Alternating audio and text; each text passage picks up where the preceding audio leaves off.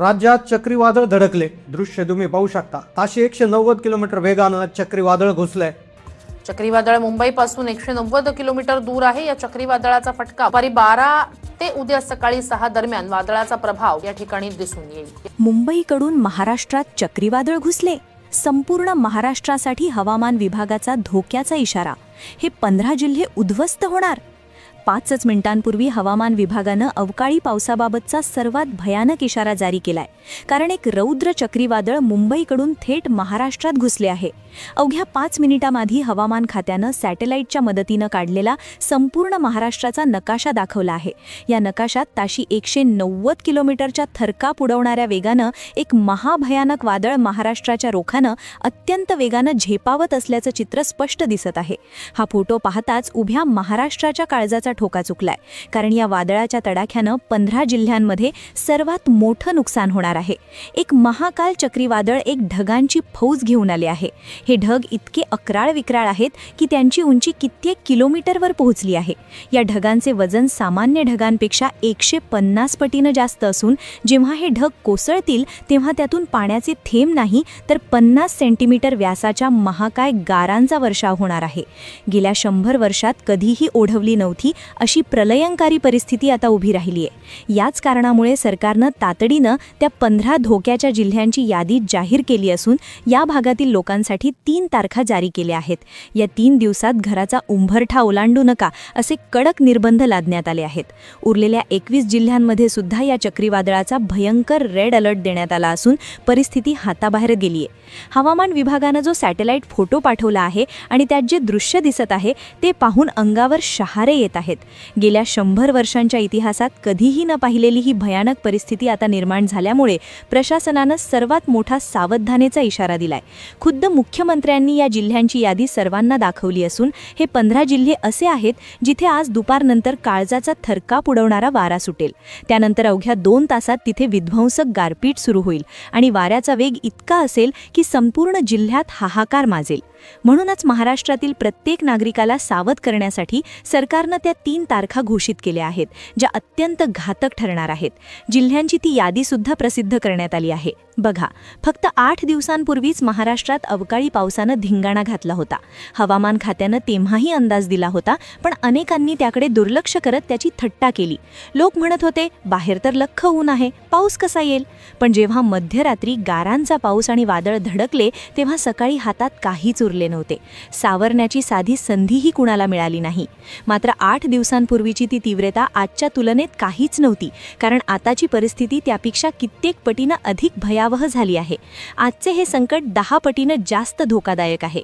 म्हणूनच आजच्या या व्हिडिओमध्ये हवामान विभागानं नेमक्या कोणत्या 15 जिल्ह्यांचे नाव घेतले आहे, कोणत्या 3 तारखांना तुम्हाला जीवाच्या आकांतानं सावध राहायचे आहे, कोणत्या जिल्ह्याला रेड अलर्ट, कुठे येलो अलर्ट आणि कुठे ऑरेंज अलर्ट दिलाय, चक्रीवादळ नक्की कुठे धडकणार आणि सुरक्षेसाठी काय करायचे, ही सर्व माहिती तुम्हाला या व्हिडिओत सविस्तर मिळणार आहे. वेळ वाया न घालवता आपण तात्काळ व्हिडिओला सुरुवात करूया. संपूर्ण महाराष्ट्राला हादरवून सोडणारी एक मोठी बातमी समोर आली आहे. कारण गेल्या 48 तासात वातावरणात अत्यंत भीतीदायक हालचाली नोंदवण्यात आल्या आहेत. सॅटेलाइटचा जो फोटो समोर आलाय त्यानं संपूर्ण महाराष्ट्रात दहशतीचं वातावरण निर्माण केलं आहे. हा फोटो पाहून मोठे हवामान तज्ज्ञ सुद्धा चक्रावून गेले आहेत. सॅटेलाइट फोटोंमध्ये अशी एक विचित्र हालचाल टिपली गेली आहे जी गेल्या 70 वर्षात मानवी डोळ्यांनी कधीही पाहिली नव्हती. ढगांची एक विशालकाय फौज ज्यांची उंची कित्येक किलोमीटर आहे ती दक्षिणेकडून महाराष्ट्राच्या काळजावर घाला घालण्यासाठी वेगानं सरकत आहे. हे ढग इतके वजनदार आहेत की जेव्हा ते कोसळतील तेव्हा पाण्याचे थेंब नाही तर बर्फाचे मोठमोठाले गोळे जमिनीवर आदळतील. ज्यांना अजूनही वाटतंय की बाहेर ऊन पडलंय, आपल्याला काय होणार, त्यांनी एक गोष्ट गाठीशी बांधा. हीच ती वादळापूर्वीची शांतता आहे. अरबी समुद्राचा रंग अचानक काळवंडला असून तिथून निर्माण झालेल्या बाष्पाच्या डोंगरांना हिमालयाची अति थंड हवा येऊन धडकली आहे. ही टक्कर ज्या 15 जिल्ह्यांत होणार आहे तिथे अक्षरशः ढगफुटीपेक्षाही भयंकर आणि विनाशकारी दृश्य पाहायला मिळेल. कोणत्या जिल्ह्यांमध्ये चक्रीवादळ घुसणार, कोणत्या जिल्ह्यात रस्ते आणि पूल वाहून जाणार, या 15 जिल्ह्यांची नावे आणि त्या 3 काळरात्रींसारख्या तारखा मी आता सांगणार आहे. तोपर्यंत 1 सेकंदही हा व्हिडिओ सोडून जाऊ नका.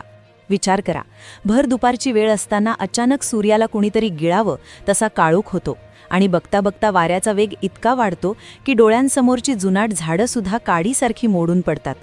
हे कोणतेही काल्पनिक चित्र नसून येणाऱ्या काही तासात तुमच्या दारात उतरणारं सत्य आहे. हवामान खात्याच्या रडारवर चमकणारा हा लाल ठिपका म्हणजे केवळ पाऊस नाही, तर ते एका महाविनाशाच्या ऊर्जेचं केंद्र आहे. जमिनीपासून 10 किलोमीटर उंचीवर तयार झालेला हा ढगांचा प्रचंड डोंगर जेव्हा जमिनीवर आदळेल तेव्हा तिथे केवळ पाण्याचा लोंढा नसेल, तर विजांचा असा तांडव असेल जो जमिनीला भूकंपासारखे हादरे देईल.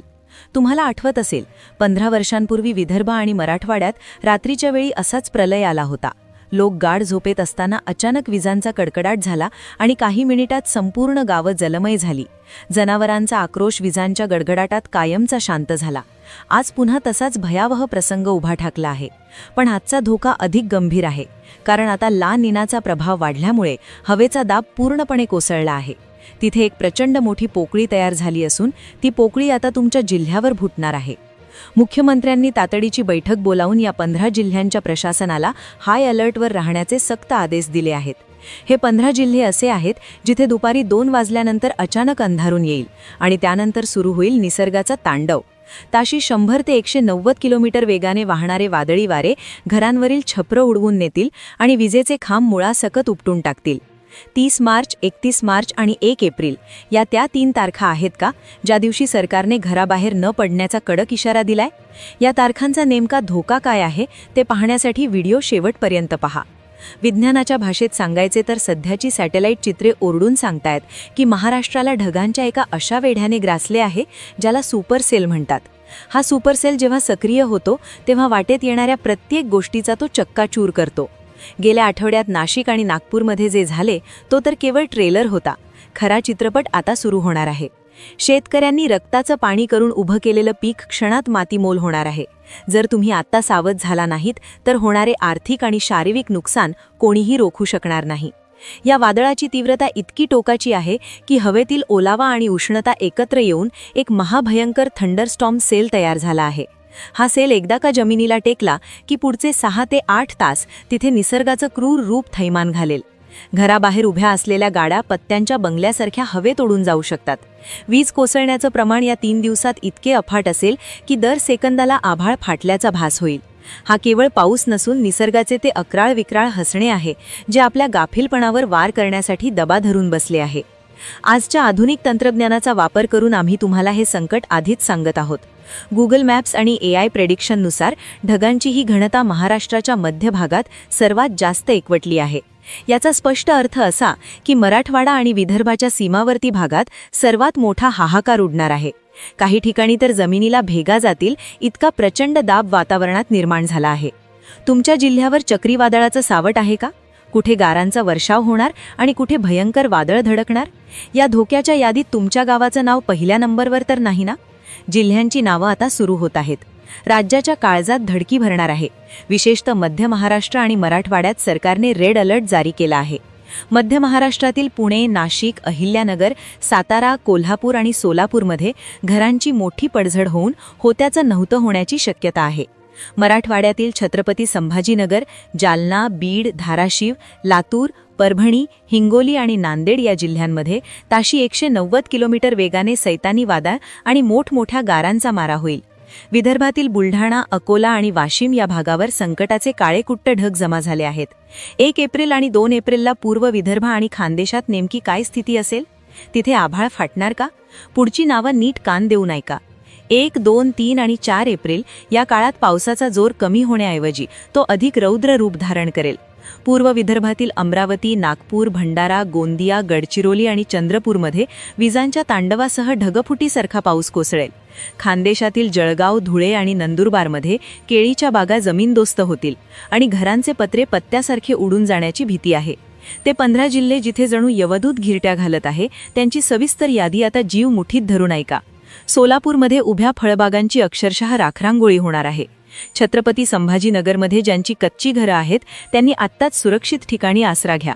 गोंदियात पुढचे 3 दिवस अक्षरशः ढगफुटी होऊन पाणीच पाणी होईल. नांदेडमध्ये झाडं आणि विजेचे खांब पडून वीज पुरवठा कायमचा खंडित होऊ शकतो. लातूरमध्ये पावसाचा हा प्रलय सगळं जनजीवन विस्कळीत करून टाकेल. जळगावमध्ये खानदेशातील वादळाचं महातांडव उभ्या जगाला पाहायला मिळेल. हिंगोलीमध्ये ढगफुटीची सर्वात जास्त शक्यता वर्तवण्यात आली आहे. चंद्रपूरमध्ये 40 डिग्रीच्या उन्हात अचानक वावटळी येऊन हाहाकार माजेल. बुलढाण्यात गारांचा जितका वर्षाव होईल की सगळीकडे पांढरे थर साचतील. गडचिरोलीमध्ये विजांचा कडकडाट म्हणजे साक्षात मृत्यूची घंटा आहे, त्यामुळे सांभाळून रहा. भंडाळ्यात नदीकाठच्या वस्त्यांना तातडीने गाव सोडण्याच्या कडक सूचना दिल्या आहेत. यवतमाळमध्ये बिचाऱ्या शेतकऱ्यांचं पांढरं सोनं मातीमोल होण्याची दाट भीती वर्तवण्यात आली आहे. वाशिममध्ये छप्र उडवून नेणारं वादळ थेट धडकेल. धाराशिवमध्ये पुढचे 48 तास अत्यंत जीवघेणे आणि धोक्याचे आहेत. अहिल्यानगरमध्ये अचानक येणारा पाऊस सगळीकडे दाणादाण उडवून देईल. वर्ध्यात त्वरित सुरक्षित जागा शोधा आणि बाहेर पाऊल टाकू नका. आणि सांगलीमध्ये पश्चिम महाराष्ट्रातील पावसाचं हे सर्वात भीषण आणि भयानक थैमान पाहायला मिळेल. जी माहिती तुम्ही ऐकली ती हवामान खात्याचे ताजे नकाशा आणि सॅटेलाइट खोदांवर आधारित आहे. पण एक गोष्ट लक्षात घ्या, निसर्ग हा कधीही आपला शब्द पाळत नाही. ही सर्व परिस्थिती एक शक्यता आहे. याचा अर्थ असा आहे की उद्याचं सगळं संपणार आहे, पण सावध राहायला काय जाते. बघा, मागच्या वेळी सुद्धा असंच झालं होतं. हो, आभाळ खाटलं होतं, पण आपण म्हटलं काही होत नाही. शेवटी नुकसान पण असं झालं आपल्या शेतकरी बाबाचं ना. मग आता ही 17 जिल्ह्यांची यादी मी तुम्हाला सांगितली. तिथे राहणाऱ्या माता भगिनींनी आणि दादांना एकच विनंती आहे, नुसतं ऐकून सोडून देऊ नका. आता मला कमेंट्समध्ये सांगा बरं, तुमच्या भागात सध्या वातावरण कसं आहे. तिथे ऊन पडतंय की ढग आलेत. कारण तुमची एक कमेंट दुसऱ्या भावाचा जीव वाचवू शकते. जर तुम्ही सांगितलं की दादा तुमच्याकडे ढग आलेत, तर पुढच्या गावचा माणूस सावध होईल. त्यामुळे आळस करू नका. तुमच्या जिल्ह्याचं नाव आणि तिथलं सध्याचं वातावरण आत्ताच कमेंट्समध्ये लिहा. दुसरी महत्त्वाची गोष्ट, ही माहिती कोणीतरी अफवा पसरवण्यासाठी दिलेली नाही. हे चक्रीवादळाचे संकट दिसते, ते टाळणं आपल्या हातात नाही, पण आपण स्वतःला सुरक्षित ठेवू शकतो. विजा कडकडताना झाडाखाली उभे राहू नका. शेतात असाल तर तातडीने सुरक्षित ठिकाणी जा. आणि हो, हे जे 1 ते 4 एप्रिलचे दिवस आहेत ना, हे खरोखरच पावसाचे आहेत. त्यामुळे शक्य असेल तर घराबाहेरची कामं आत्ता सुरकून घ्या. बरेच जण विचारतात, ताई हे नक्की होणार आहे का.